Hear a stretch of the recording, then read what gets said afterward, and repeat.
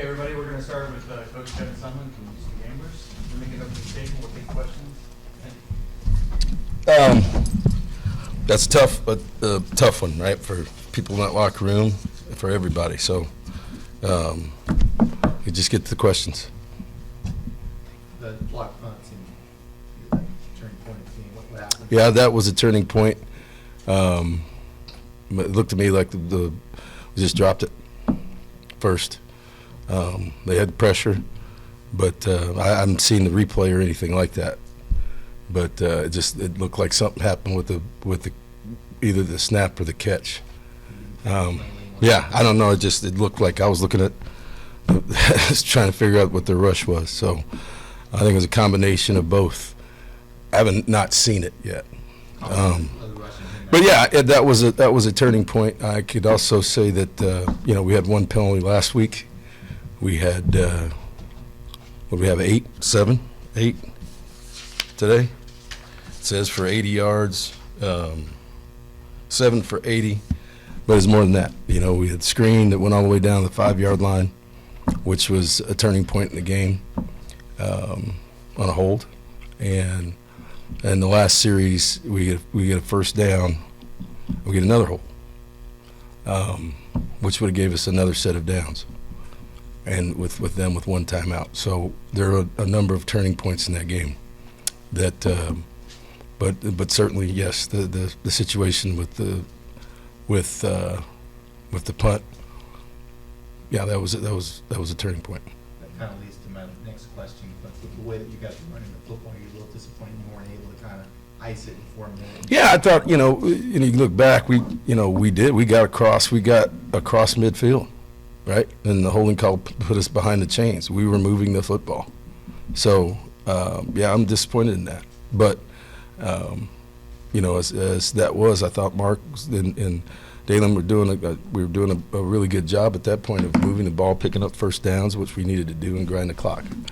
But again, on a made first down, then you get a holding call there, and you're behind the chains again. So, yeah, those two penalties were critical in this game.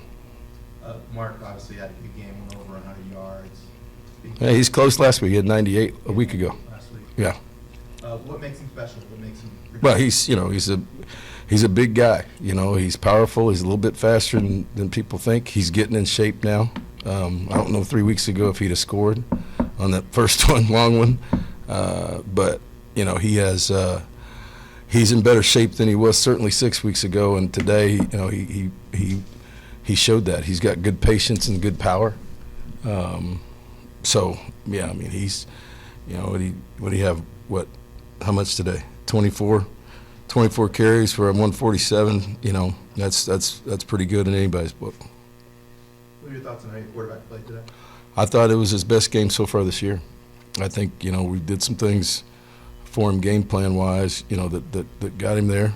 I thought he executed as well as he has all year, and that was good to see. I thought that he made plays when they were there, both short and long, deep balls. So I thought it's the numbers are 14 for 23, 229, 10 yards a catch. I mean, so a pass, but I thought he was was efficient in what he did. What's been the reason for the improvement? Just reps?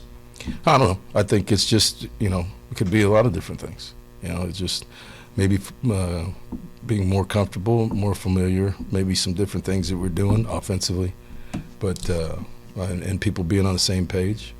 But obviously he was more comfortable all week with what we're doing, and I think that showed today. Coach, this is your second straight week with a very close loss. What have you told your team in the locker room? Well, the first week was a close win. So we've talked about one-score games this whole time, and so the margin for error, both positive and negative, is very slim. And the attention to detail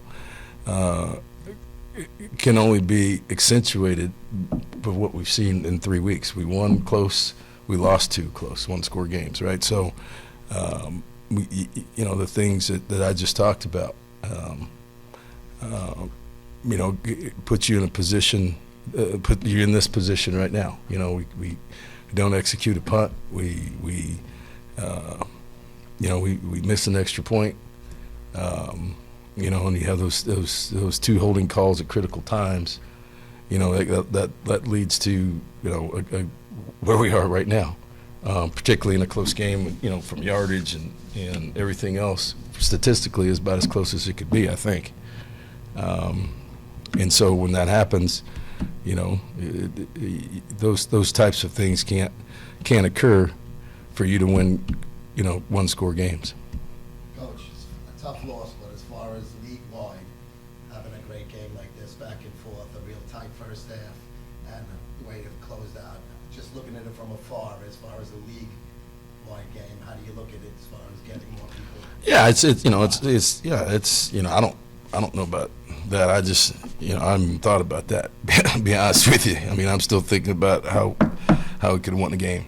So, that's something that maybe down the road, I get your question, right? But to answer that right now would be pretty difficult, because it's always great when you win.